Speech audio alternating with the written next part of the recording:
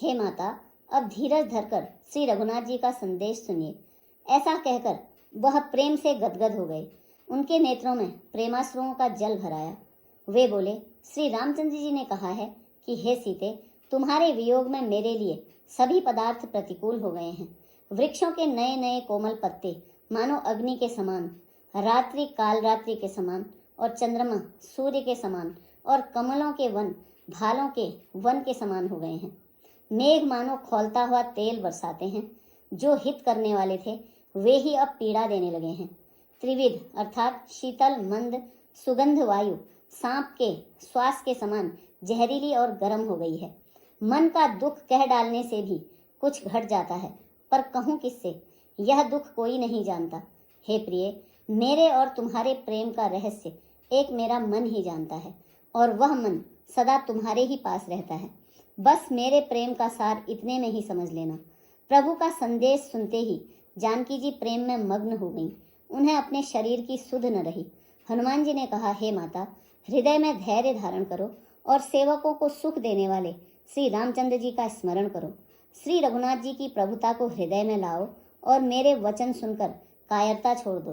राक्षसों के समूह पतंगों के समान और श्री रघुनाथ जी के बाण अग्नि के समान हैं। हे माता, हृदय में धैर्य धारण करो और राक्षसों को जला ही समझो। श्री रामचंद्र जी ने यदि खबर पाई होती तो वे विलंब न करते।